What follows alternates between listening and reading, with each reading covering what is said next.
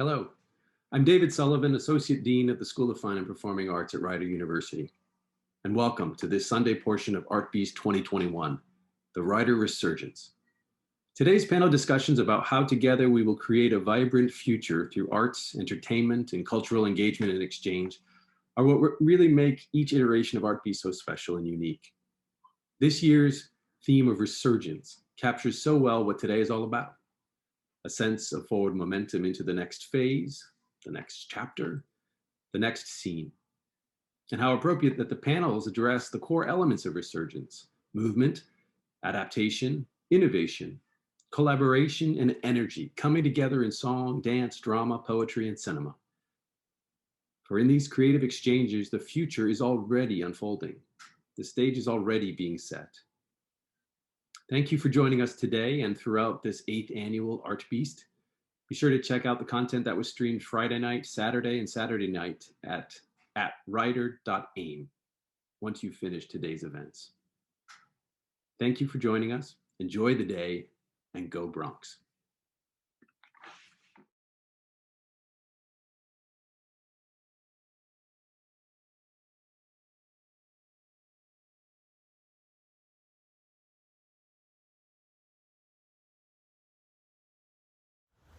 Hi guys, hope you've had a great Sunday with ArtBeast so far. Up next is the Arts Management Association's Film Festival, showcasing the best and brightest of student filmmakers here around Rider University. After that, we're going to be back on Zoom, so make sure you check out our link tree for our schedule. I also wanted to mention that this year we're raising money for the Westminster College of the Arts Student Relief Fund, where we're raising money for underprivileged and underrepresented students that need funding for the arts while they're here at Rider University. Also guys, with that, you can either check it out on our link tree or go to our Venmo. And if you go to our Venmo, you can participate in our Legacy Garden Project, where we're cultivating a garden here at Rider University. I hope you guys have a great rest of the day with ArtBeast. See ya.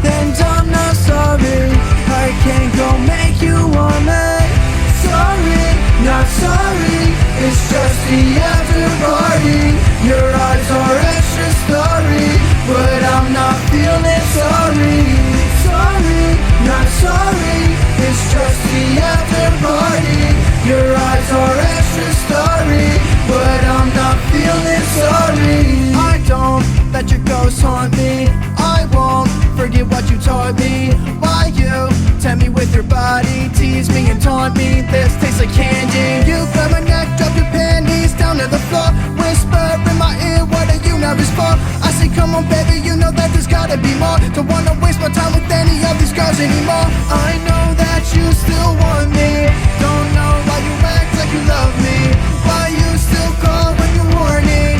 Maybe next time give me a warning. Sorry, not sorry, it's just the after party. Your eyes are extra starry, but I'm not feeling sorry. Sorry, not sorry, it's just the after party. Your eyes are extra starry, but I'm not feeling sorry. Lipstick stains on my face, I'm not sorry.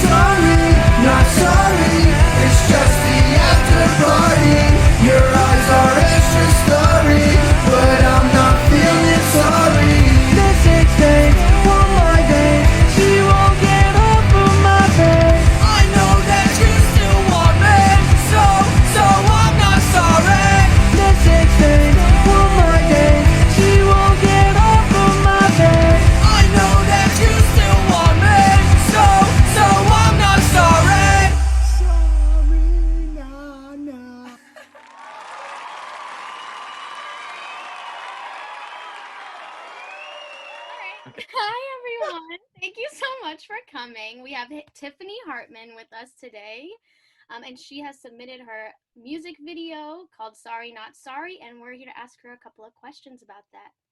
Hi, Tiffany. How are you? Good, how are you? We're good. Thank you. So I'll go ahead and start off with the first question. Um, so, first of all, could you just introduce yourself and your major? Sure. So, hi, I'm Tiffany Hartman. I'm a junior filmmaking major. Awesome. So, how long have you been making videos or movies, or how did you get started? So, I've actually been making them since I was little, but I started to take it very seriously this year when I started at Rider. I'm a transfer student. So, I came from Bucks County Community College where I took some editing classes and some sound classes, just getting the basics. And then I started in the film major here at Rider, and I've learned so much. So, Sorry Not Sorry was my winter break project. Oh, awesome. It's awesome. We absolutely loved watching it. Yeah, I Thank love the video. you. It was very like 2000s in like the best way possible. And Oh, thank you. it just brought me back to like happy like childhood music video watching TV days. Oh, I love it. So we want to know if you preferred anything in this video making process compared to past projects, or if you've done any other music videos before this. So this was my first music video ever. Jordan, he goes to Rider too. He was one of the singers in the video. Me and him met in our film history class, and he knew I was into making videos because I put them on social media, and we connected, and he was like, I make music with my friends. Would you be willing to do a music video? So I was like, of course, I've never done this before, but I'd love to try. And that's what we were going for, was like this fun, like kids in their basement in the 90s, like jamming out to this song. And Jordan's friend Justin is the other singer in the video. He doesn't go to Rider, but it was fun. They actually dyed their hair for it, so they look like brothers. But yeah, we designed the set in his friend Tommy's basement. We actually like got those road signs, put them in there, brought like the Guitar Hero props, and we like designed it all in this one day. It was so fun. We went thrift store like shopping. So yeah, it was a ton of fun. So, creating the vision for it, did you think about the song and what vibe you wanted people to get from it, and then from that you made the vision, or did you know you wanted to make this 90s video? How did you go about figuring how you wanted the video to look? So he did have the 90s type of vision, and I was like, well, what could we do? Because we can do so many things for the 90s, like the Polaroids, like those fun, like Polaroid, the Kodak, like we have that in there, the Coca-Cola bottles, of course, the video games. But basically, when he went into Tommy's basement, he sent me a video and goes, Tiff, I feel like this needs to be the location. So from seeing like Tommy's basement, we just went crazy with the props. We were like, well, we could do this and this and this. But yeah, it was kind of just like it was all so random. So, but we wanted to do 90s, definitely. Awesome. That's perfect. So you said it took you one day to film, or one night? Yes. So there's a crazy story that goes with this. So this day we woke up like early in the morning, and he met this girl online. Her name is Shelby, and we wanted to put Shelby in the music video. She's the girl in the video. So this morning we drive to the airport to pick up Shelby. We've never met Shelby. We met her online. And we pick her up. She's from Colorado. She's a singer also. So now they're doing like collaborations and everything. But we pick her up, and then we went and we did the set. So we like put everything together that we had, and we did it all in that night. We like filmed everything, met this girl, put her in the video. Tommy was in the video. The guy, he's in the background, and then Justin, Jordan, and then I filmed and edited it. And I brought our friend Matt, does like photography stuff, so he was taking some behind the scenes pictures. So it was just all of us in the basement, like doing our thing. It was crazy. That could have been terrible had Shelby not been so nice. I know. I know. We were really thinking that. Well, we weren't thinking she wouldn't be because we met her like on FaceTime and stuff, and she seemed really excited and really cool. But could you imagine like if the whole day would have went like another way? Now, Like, did you yeah. look for him just for the music video? Yes. Wow. So Jordan does have a big following on Instagram. So he does like do like, does somebody want to be in this video? Does he skates too? So he has people contacting him all the time. But he saw potential in Shelby because she also sings. So he was like, well, if I put her in the video, we could do collabs later, you know. So it was really cool. And now I've taken like pictures for Shelby and her like albums and everything. So Shelby's become like a huge part of the team now. That's awesome. A networking opportunity for sure. Okay. Right. Yeah. Okay, and do you have any advice for any directors, whether it be a music video or making a short film, anything like that? I would say like just have a lot of fun. I feel as if for a music video, like you can't take it too seriously because it's kind of like it needs to be candid for it to work.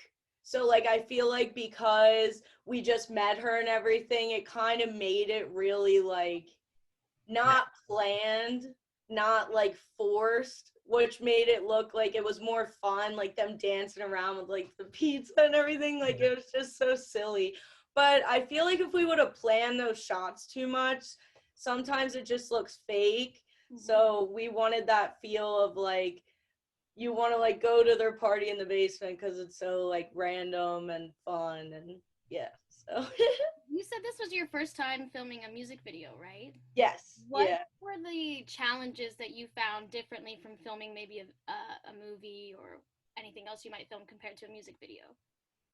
In the editing process, matching up them singing to the song. So when you record a music video, like we recorded them singing the song obviously in the basement, but the audio's all like not good. So then you have to take like their actual recorded song and match it to their lips. That was very hard to get exact. And now for next time, I'm gonna like definitely think of a better way of how to do that because that took me so long. Because even if they're a little off, it's so obvious. Like it's crazy. It gotta be really precise. I could not do that. I don't think I could. But it looks so awesome. We love it. Thank you. Amazing. I hope everybody else enjoys it. But yeah, thank you so much for meeting with Thank us you for today. coming on. Yes. Oh my Question. god. Welcome to Earth, a planet filled with cars and car enthusiasts. What do you think of when you hear the word car? I envision the anatomy of the human body, the way the brain, nerves, and heart connect to understanding the mechanics of a car, the thrill of driving, and the style and aesthetic that a car has. There are many different kinds of car enthusiasts, but they all have that one thing in common. Cars.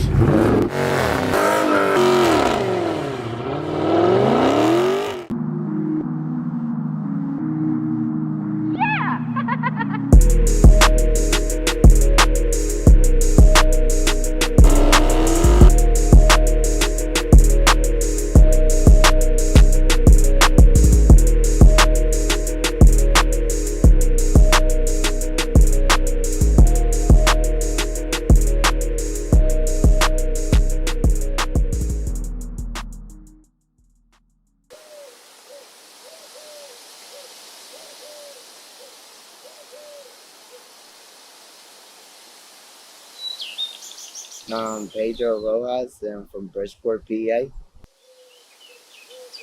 So my first car was a 92 Honda Civic, and when I first bought it, I only got it for $300 from a junkyard, and then I slowly built it up from nothing into something, and each year I did something new to it.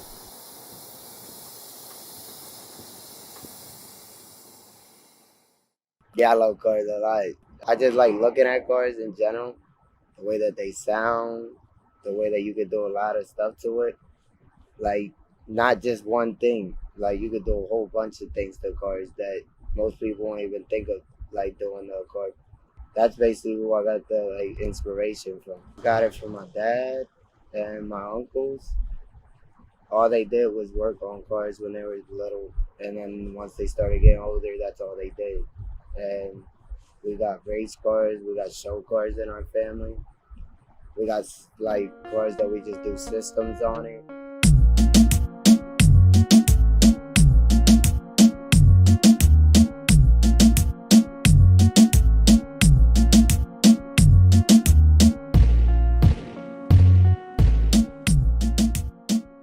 I find it as a passion because like it's like more than just like doing stuff to the car. Like I enjoy myself doing stuff to the car. Like yeah, I compete with other people, and when I do win something, yeah, I'm happy. But I do everything I do to my car because I like it, not because everybody else likes it. And most people won't like it, and other people will.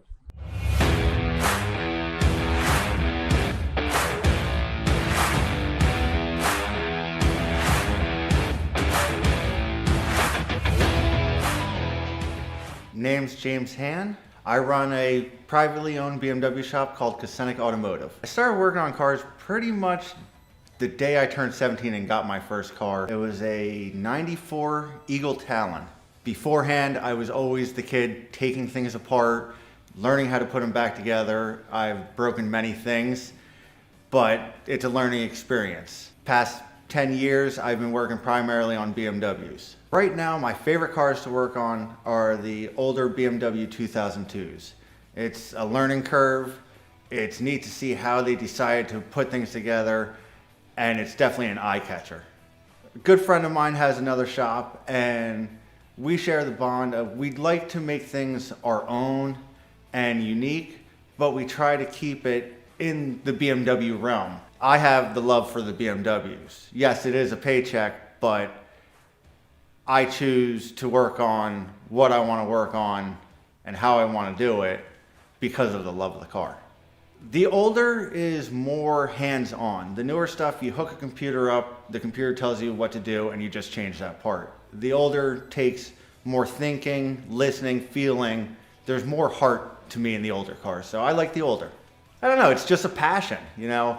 I've always liked motors, I've always liked fast things, movement. You know, growing up, it was BMX bikes, then dirt bikes, four-wheelers, cars. It just keeps growing. You get older, the toys get bigger.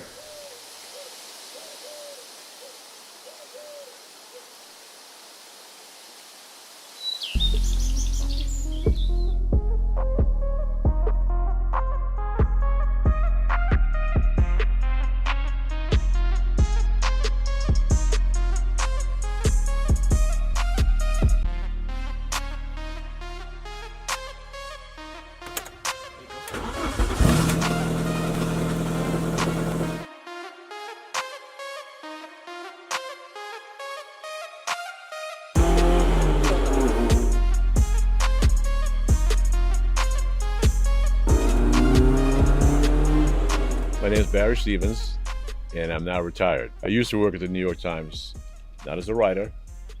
I was in charge of the logistics as far as delivering newspaper. I was a driver, and I worked my way up. I started working on cars with my dad I was maybe 16 or 17. And from that, I kind of learned to do little things myself. And I got my time really doing it in 1970 when I got my first car. 64 Chevy 409, fast car. Very powerful, and I wasn't even ready for it, but as time went on, I got to be able to handle it. Yeah, as manufacturers, yes, BMWs are my favorite, but as far as having a car to go out and have fun with and drive on the street, I really love BMWs because they're made to be driven. They're not just luxury cars, you know, to profile with. They're made to be driven, and I enjoy driving them. I always wanted to go fast, which I enjoy, and fortunately for the sport that I'm in, I've learned to do it safely.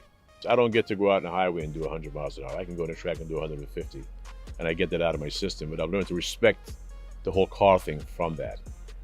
We are competitive, you know, by nature, I guess. There's a bunch of like-minded people, first of all, which is great. You go down to the track and all of a sudden you see guys that are doing the same thing you're doing, enjoying it just as well. And they're just super friendly. What I like about that is you have no idea who these people are. One guy could be a senator, could be a doctor, could be a carpenter. Nobody knows, nobody cares, because we're all like-minded. Many sports, after a certain time, your body just can't do it. Fortunately, as long as you have your mind, you can still drive until, I mean, whatever age. And I find it to be great. So you have friends for a long time. So, what do you like about the car community? What I like about the car community would be the events, the people, the places you get to go see, different interactions you get. There's a bond. I do a lot of different events between autocross, racing cars, and the bond of the car community where someone's car breaks down at an event, multiple people are there helping out, whether it's lending a hand, lending a part, lending a tool, so that that person can enjoy their passion. When you're around the community, you find that, first of all, nobody gets left behind. We all leave the track. If you broke down, somebody will get you home. And it's just a feeling of community, basically. Everybody's thinking the same thing, doing the same thing.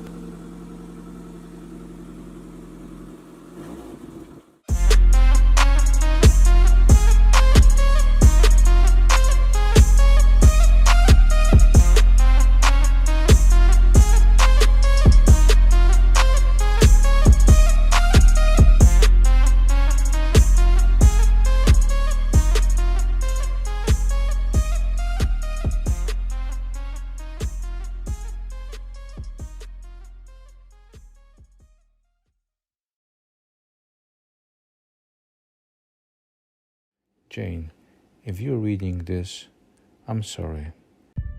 It's happened. You are on your own now.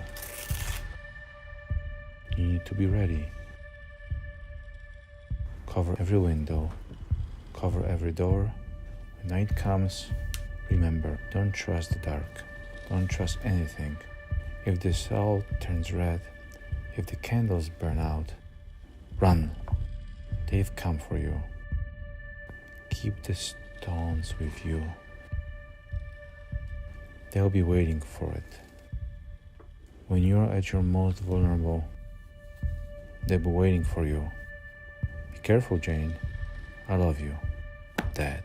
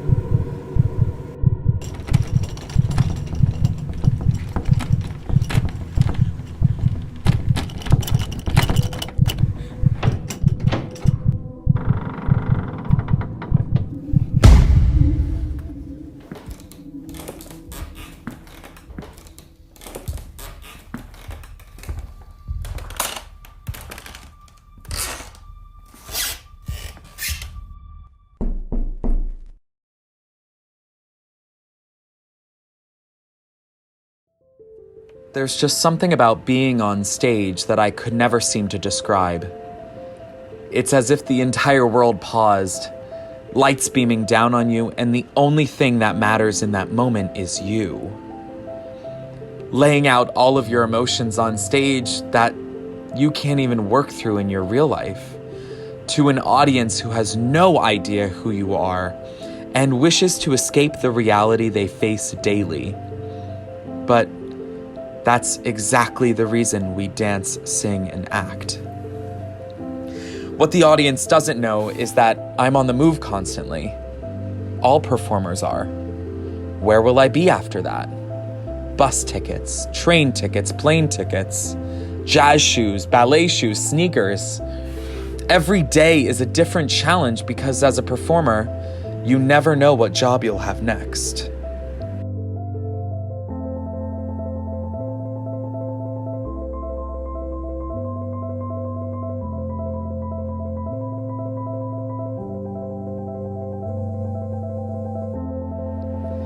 I always knew I was different growing up. I was the only male dancer at my dance studio. Who knew that a 10-year-old from Allentown, Pennsylvania would be sitting in his 5th grade class one moment and the next be on the Broadway stage? From there, I went on to be a competitive dancer where I learned the most integral life lessons: vigor, strength, and perseverance. For high school, I attended a performing arts high school, preparing me for the career that I have worked hard for my entire life. Then moving to New York was the highlight of my last few years. Constantly on the grind of taking dance classes, taking vocal lessons, having to go to auditions, and of course, working to pay that rent. Traveling for my shows all around the country suddenly came to a halt during a global pandemic. Shifting my focus now to teaching dance, inspiring the younger generation to follow their dreams like I did. I love to inspire them. The best part is, I still have plenty of time to change the world with my voice, body, and mind.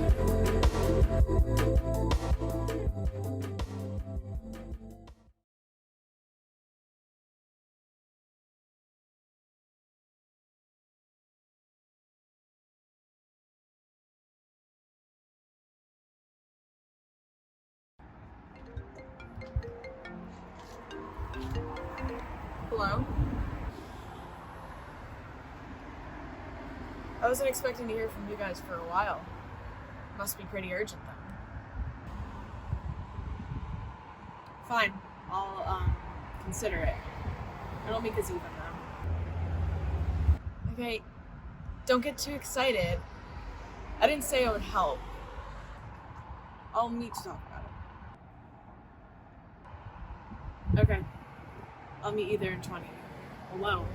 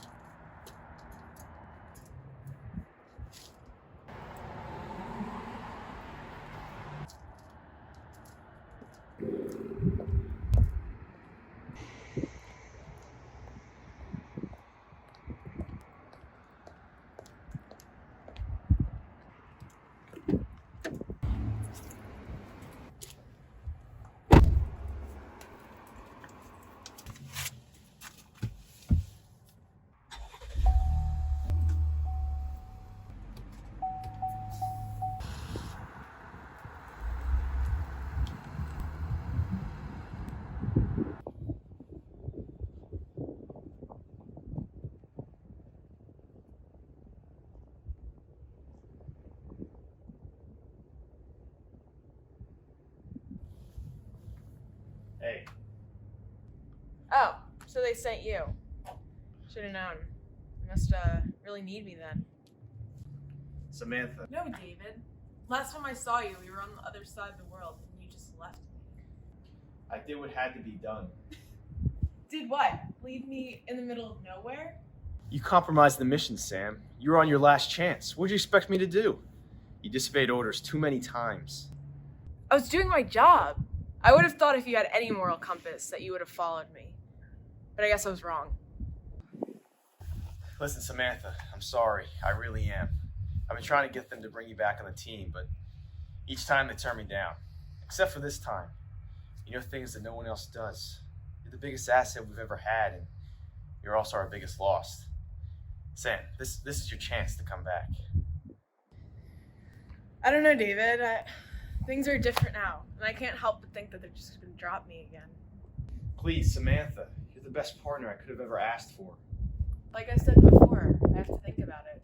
Well, think hard and think fast, because the problem that we have coming for us is coming fast. I thought you said we were meeting alone. I thought we were alone. Well, I hope you thought about the offer, because it looks like you're back on the team again. Great to have you back. Always hated that attitude.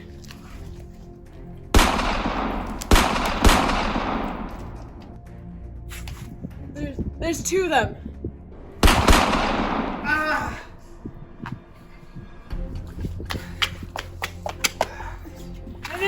No, you're okay. It's okay. It's okay, you're okay. Stop. They got me, Sam. I should have known there was another guy. You have to leave now. You're what they want. The information you have. You're not the person you think you are. That's why I wanted to bring you in. To protect you. Sorry for leaving you. We have to go now. Call us even. No, David. No, you can't go. No, David, we can do this.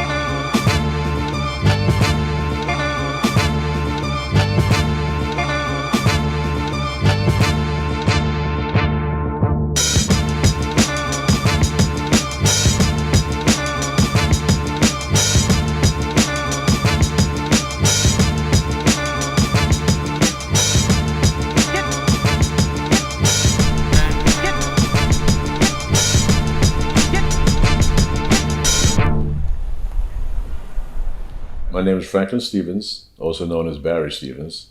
I'm 68 years old, and my mother is Thelma Stevens.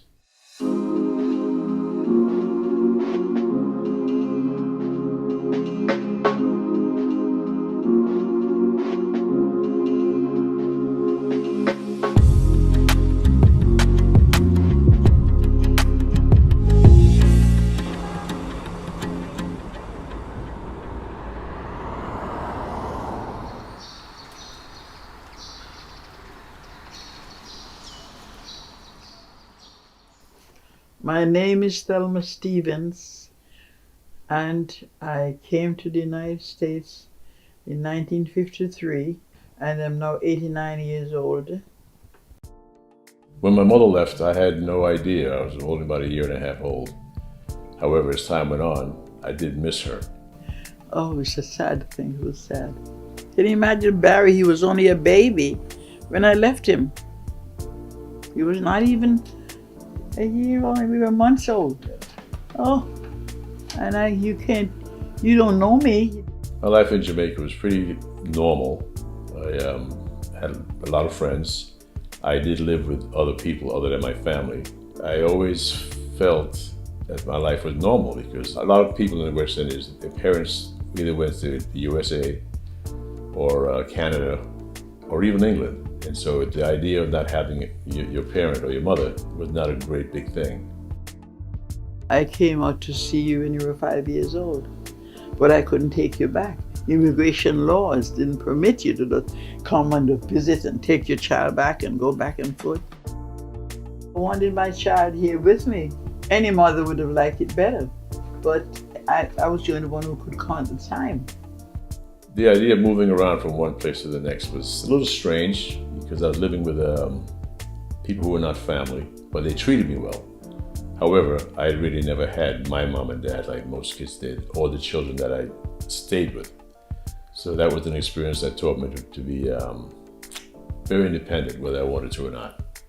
I think had I been with my mother and having a relationship with her, I'm sure it would have made me maybe a different person. I'm not sure how close I would have, almost close I would have gotten with her, because I just had nothing to compare it to. But I don't think I spent my time trying to create a relationship that I didn't have.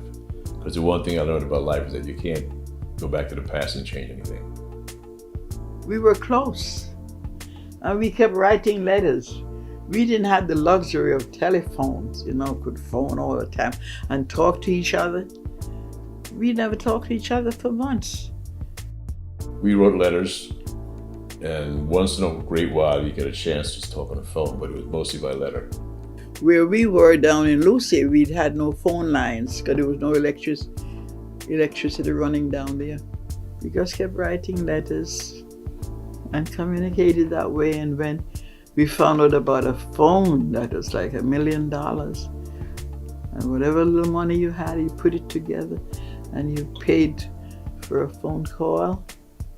From Kingston to Lucy was like a week's salary, a year's salary in Jamaica. Then it was like, if you were lucky, you got a phone call once a month, because they were expensive, and we all kind of knew that and expected that. But the major form of communication was writing.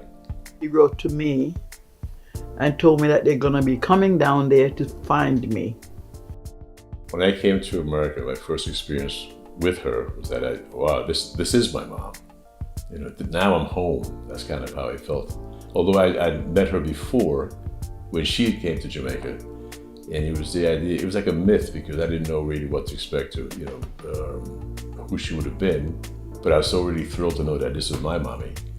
And when I came to the US, knowing that, now I'm actually home with her and dad, and it kind of made me feel really, really happy. To come that they're gonna be with me now? Oh, it's only God knows. I can't express that feeling. I'm sorry I didn't come earlier. I don't know how to express that. Her decision to come to America, really, by the time I was able to understand it, she had already been gone for 5 years. So there was really not a negative feeling. You didn't miss her, that I did miss her, but as far as having any kind of anger or sadness, it was just a part of life. I now understand it as a parent that she did the right thing, because she was looking to make a better life for all of us. Personally, I guess it would be presumptuous, but it's not with God, it's not presumptuous. I have a future through my children and grandchildren. They have a future. And that's what America means to me. My coming here started their life. My life today, I'm a very happy man. I've got a great family. Having my family is the most important thing to me. My kids, my grandkids, life is good. So you would do what your mother did if you were put in that position? Yes, I would.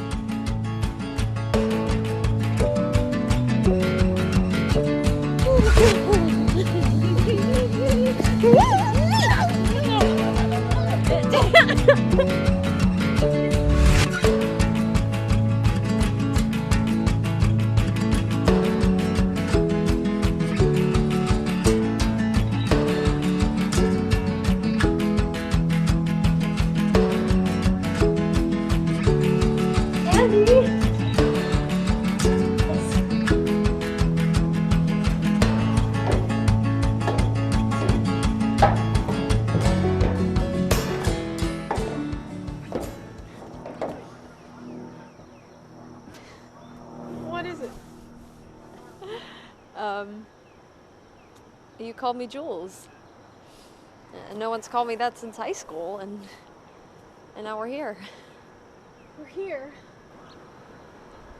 Here. I can't believe we're finally doing this. I know, our very own up close and personal high school reunion, as promised.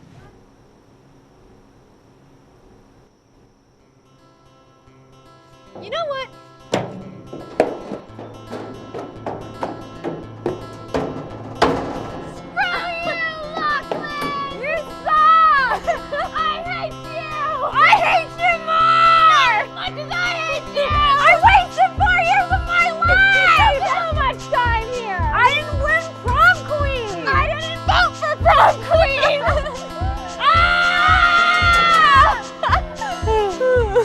You know, I haven't really seen anyone since we graduated.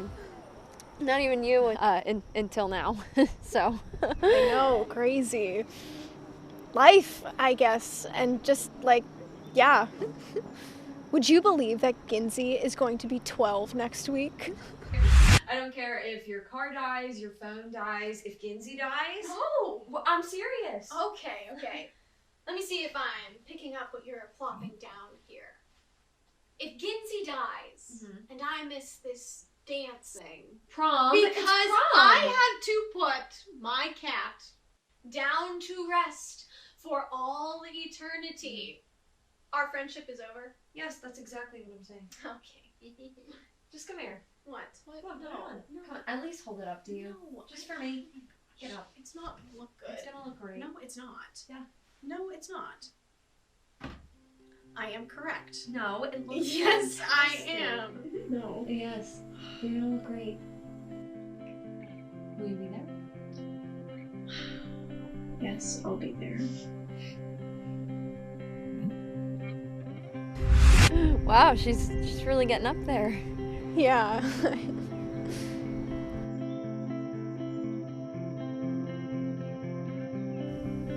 She looks perfect. Still. I'm a little late, As usual. but I'm here.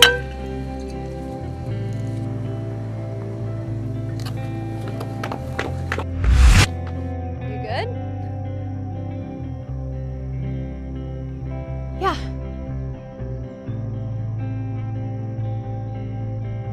Well, if it hadn't been for my grade A sarcasm. If it hadn't been for my unparalleled friend scouting skills. No, technically I initiated because I was the first to say anything. I reeled you to me. But I had to respond in order for there to even be a conversation. But there would have been nothing to respond to if I hadn't been thinking aloud.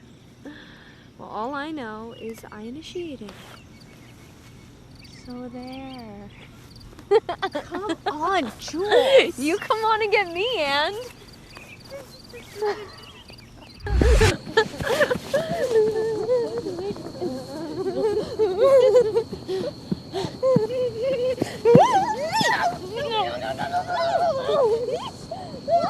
That cartwheel done. Slow down again. No.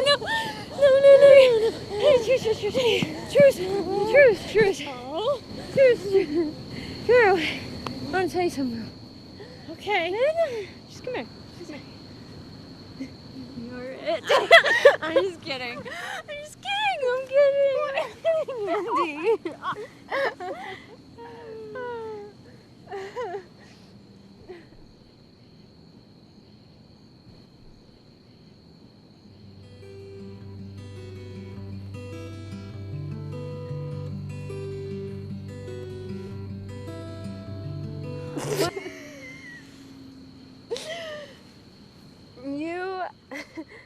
You should really kiss me back next time.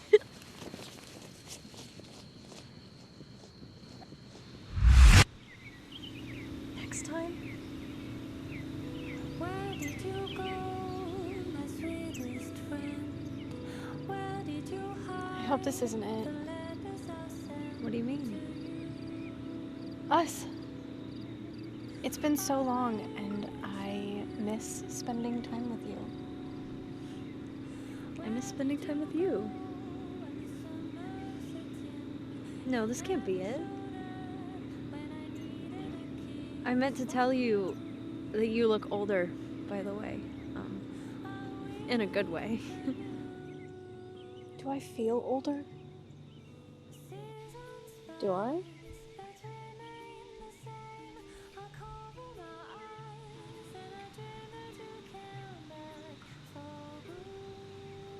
I want to see you again. I want to see you too. I gotta go. I got, stuff.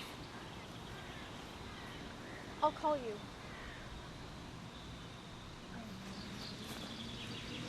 Next time. I'll call you. Perfect. Soon. I mean, bye.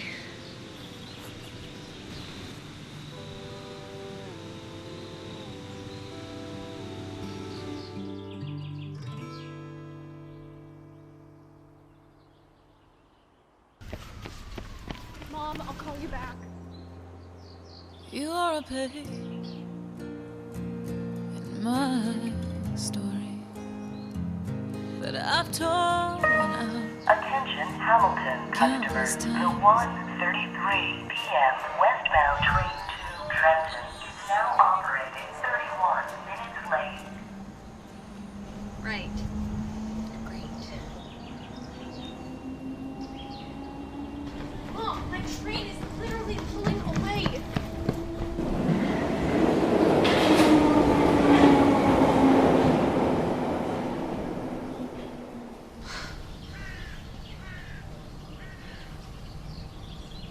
Jules!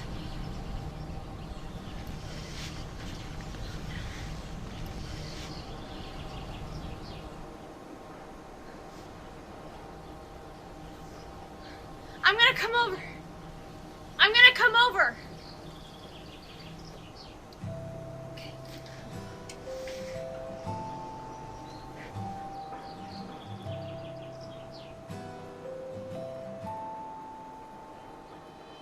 The scent of your skin, the color of your eyes. Oh, this is kind of crazy. Your voice and the truth in your eyes. Yeah, I just missed my train. But there's another one in 10 minutes, so. Cool. Yes, this is shocking. Yeah, what are you doing? Jules, what the hell?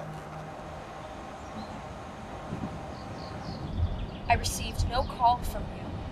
Oh, Jules.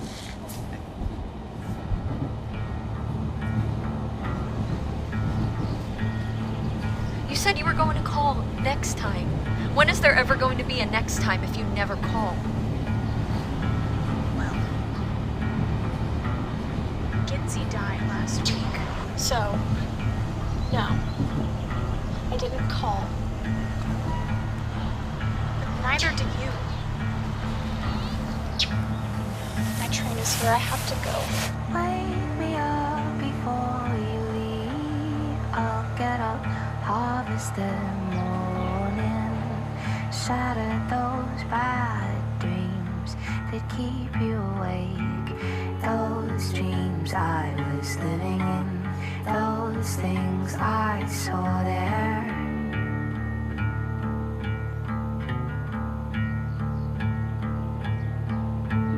Get out into your cities, to your mountains of concrete ash. Your cause for reform, your broken balance is your only friend now. All is gone, severed lightly, I am the easier.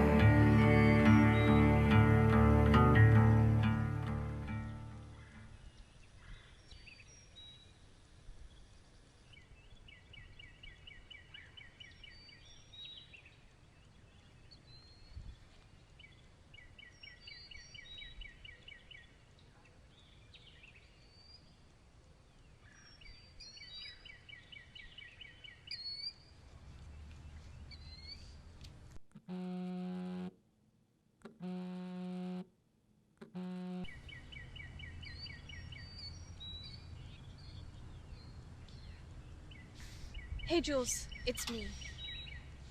I need to tell you something. What happened at the train station, that was really uncalled for, and I'm sorry. But there's something that I need to tell you, and I've wanted to tell you for a really long time. So I'm just gonna say it.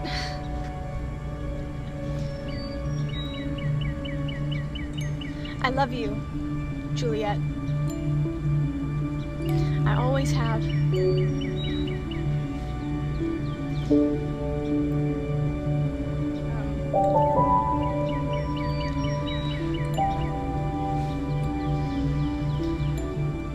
So yeah, I'd love to see you. Yeah. Okay, well, I'll be here for a while. So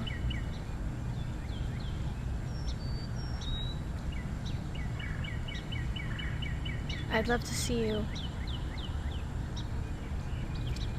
If you can, come and meet me.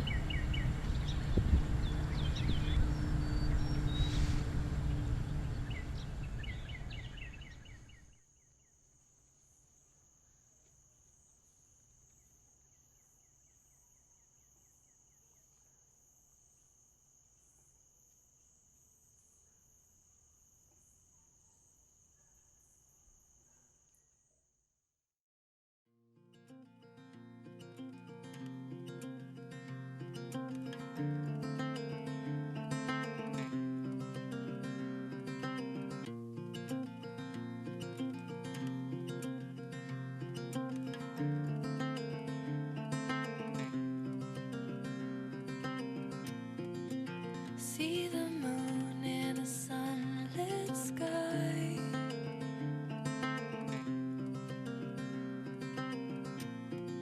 Close your eyes and make believe we can fly.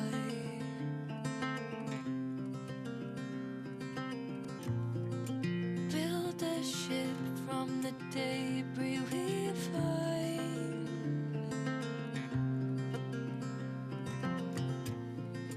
Pack your bags, we leave tonight. That kiss. I should have told you what that kiss meant to me, and I didn't, and that was my mistake, and I'm sorry. And I wish we could have just synced up. I've always loved you, Andy. But I can't keep holding on to what could have been. I can't. I love you, my friend. Always.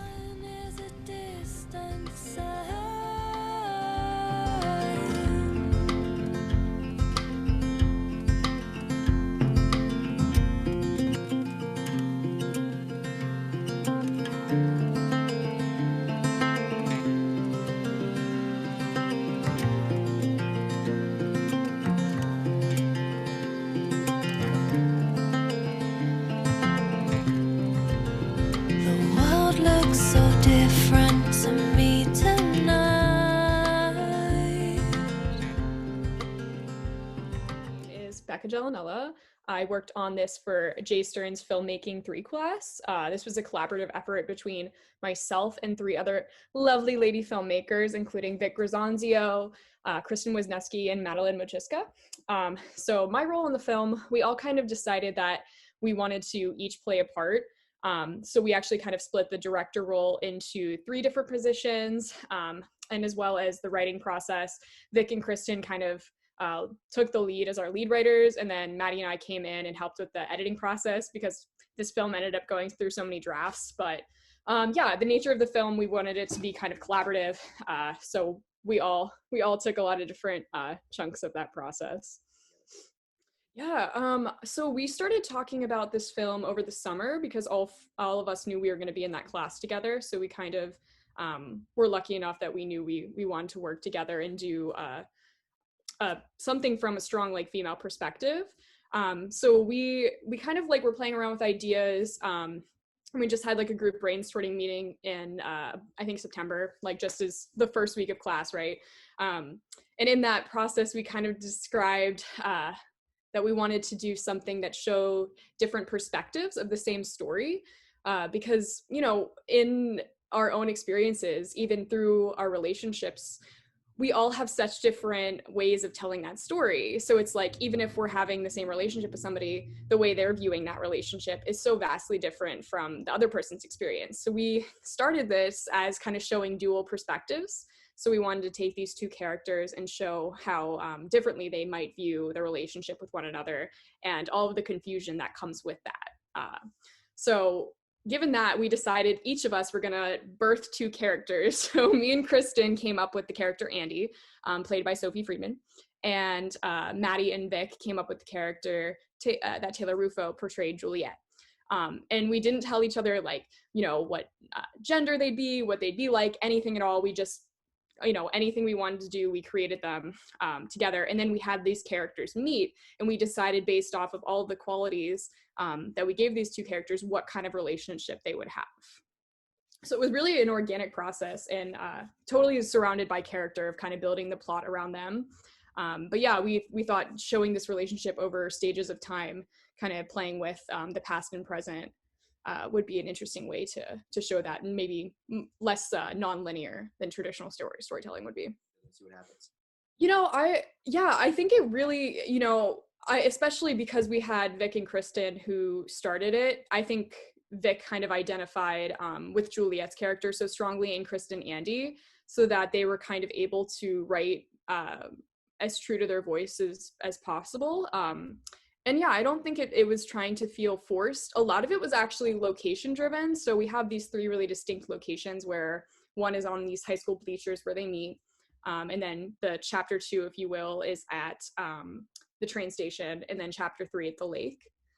So kind of as a group, we talked about what parts of the relationship they're at and that points of time, so that whenever they as writers were kind of writing through the dialogue, a lot of it is kind of about what's not being said. So us as filmmakers were trying to use, you know, like the visual medium to show those little moments of them staring for a little bit too long, or playing with their bracelet, and things like that, without, you know, putting it right on the nose exactly how they're feeling. Because these characters are struggling with this whole time, right? How they're unable to express how they're feeling to one another. And that's that communication that's not coming across, which is what causes the problems in their relationship. What led you to that version of the ending? Yeah, so that's a great question. We actually, that was not the way the ending was written. We decided to, we had this specific imagery of, we wanted their friendship bracelets to originally kind of float away in the lake, as just a symbol of like, oh, like they're moving different ways in life, but their friendship kind of lives on. And it just realistically wasn't really working for us. So we had to get kind of creative. There was, the lake, and it just looked a little dark, if you will. It didn't have the like uplifting feeling we wanted. But basically, I guess it's like, kind of a theme is just like how we resist the natural ebb and flow of life, right? And I think these characters are kind of stuck trying to live in the past of like what their relationship could have been, rather than looking at it for what it is now. But that's kind of beautiful in a way. And I think that something we were exploring too was just how breakups or the end of friendships can seem so sad, and it's easy to just want to forget that person or like wipe them out of your memory. But they also formed so much of who they are today, and it's so important to feel like lucky to have that person, even though you might not be able to keep growing together. So I think we knew that they couldn't end up together, but that didn't mean that they couldn't love and appreciate them for what they had. And I think that it's bittersweet for sure. And I think a lot of people probably wanted them to be able to end up and be happy together. But yeah, we just felt like that wasn't the story or that we were going to tell, and where they were at. But we wanted to kind of give life to this like mini romance that they had, and kind of see it through, even though they both knew in the end that wasn't what was going to be for them. Hi, I'm Todd Dellinger, Associate Professor of Arts and Entertainment Industries Management here at Rider University, and the teacher of the Arts Events and Festivals class that produced this 8th annual ArtBeast Festival. Each year, I marvel at how in just 13 short weeks, our small group of students pulls off such an extraordinary event. And this year, I'm so proud of the work which just 8 students did to not only expand numbers, but also to dramatically diversify participation. The students determined at the outset to put diversity, equity, and inclusion at the center of their mission, and we've delivered. More than 50% of contributors are non-white, and more than 50% are women. Representatives of the Black, Hispanic, Latinx, Asian, East Asian, LGBTQ, and deaf communities join together with others in bringing tremendous programming to you. ArtBeast is clearly advancing our AIM commitment to equity, diversity, and inclusion throughout our events and activities. What's more, the students and I initiated the ArtBeast Legacy Project to initiate the Westminster College of the Arts Student Relief Fund, specifically to support arts students of historically underrepresented, marginalized, and under-resourced communities. This fulfills another tenet of AIM's commitment to equity, diversity, and inclusion in a beautiful way, and that will be mirrored in the initiation of the ArtBeast Legacy Garden that will forever live along the path between Guild Chapel and the Fine Arts Building. I hope you'll give through the ArtBeast Legacy Project today. This year's ArtBeast truly represents and embodies resurgence, and the AIM students who produce it truly represent the AIM motto, to aim high and dream big. Thanks for joining us for ArtBeast 21, and please give to the ArtBeast Legacy Project to support WCA Student Relief Fund now. Visit rider.edu/ArtBeast or visit us at rider.aim today. Enjoy the show.